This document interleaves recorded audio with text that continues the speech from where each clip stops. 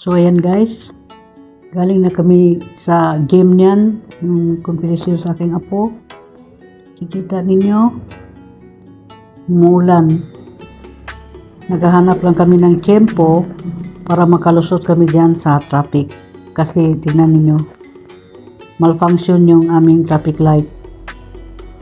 Meron lang diyan yung CCTMO, ano ba yun? Traffic light na nagka-traffic na tao dyan. Nandiyan yan sa gitna. Ang hirap talagang sisingit dito banda guys kasi diyan kami dumaan sa mga shortcut na daan. So ayan po.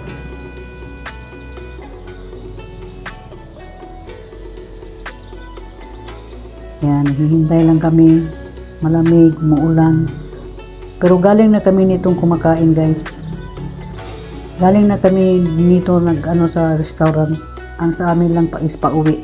Hindi na kami dumaan doon kanina kung saan kami dumaan. Dito na kami dadaan sa Coastal Road. So ayan po. Naghahanap lang talaga ng timing. Yo, tingnan nyo, traffic. Ang nito guys, kasi hindi ako nakadala ng payong. Kasi nga, akala ko kanina walang ulan. So ayan guys, tuloy-tuloy lang kami sa aming pagbabiyahe. Naghahanap kung saan kami dapat dadaan. Kasi ito namang anak ko, naman to siya, yung kabisado naman niya kung saan banda talaga dadaan. Yan po. Yung ulan talaga wala. Sobrang hindi naman siya masyadong kalakasan guys. Kaso lang may hangin siya. Malamig.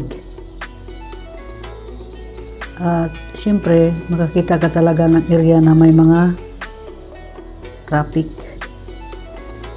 Minsan hindi ko na rin alam kung saan ito siya banda pumapasok. Ang alam ko lang na magsushortcut kami. Ayan po.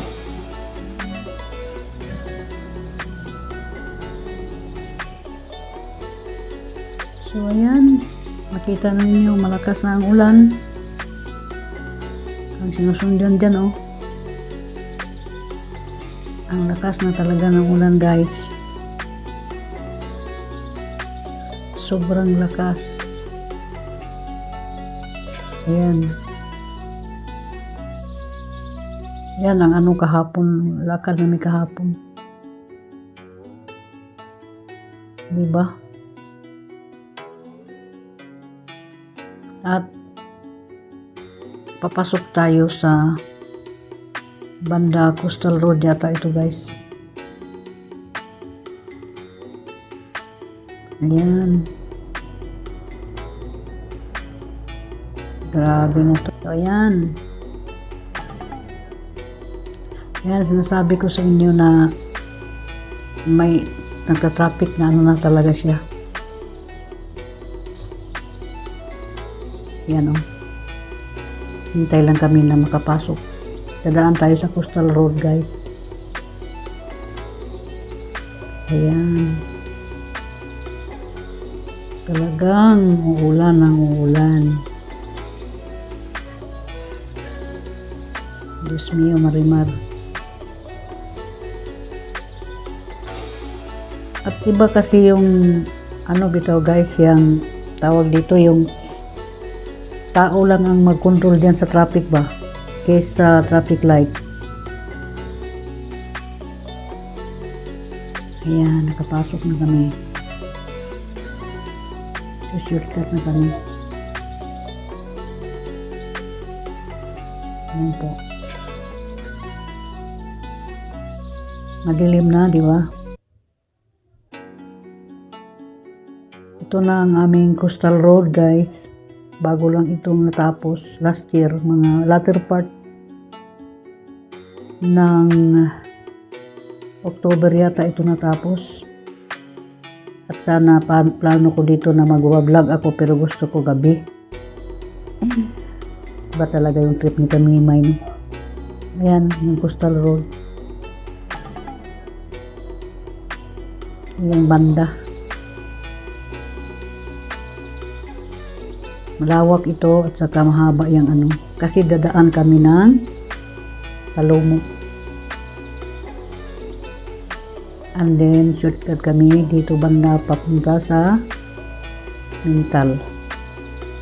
Sa aming area. Yan.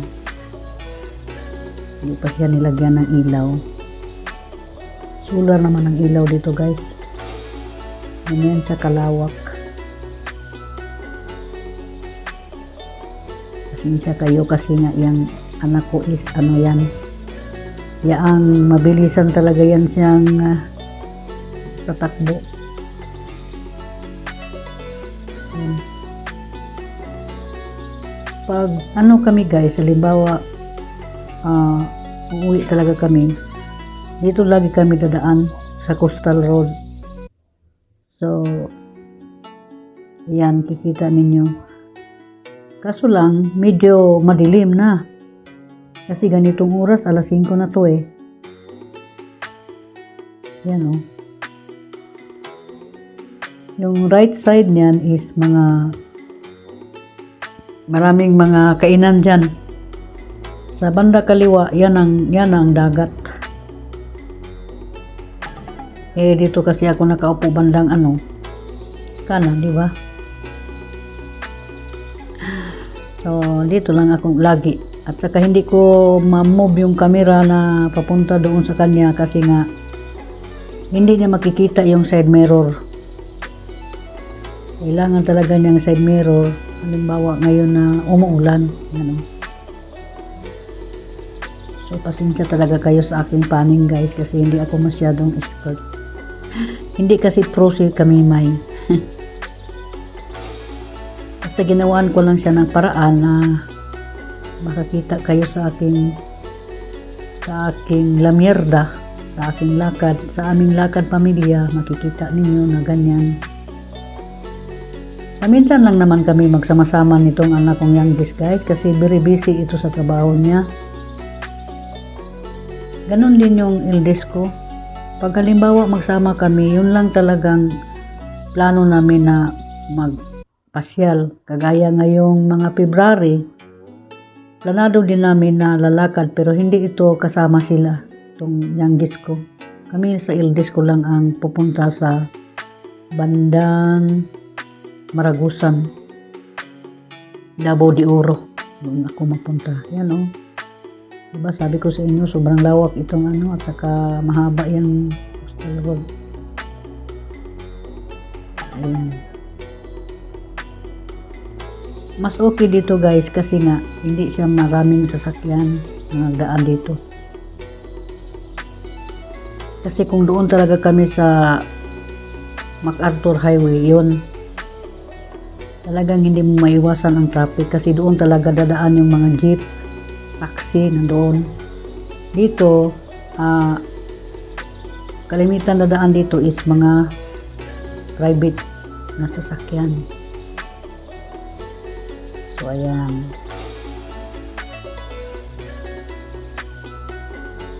Ito malakas-lakas ng ulan dito, banda.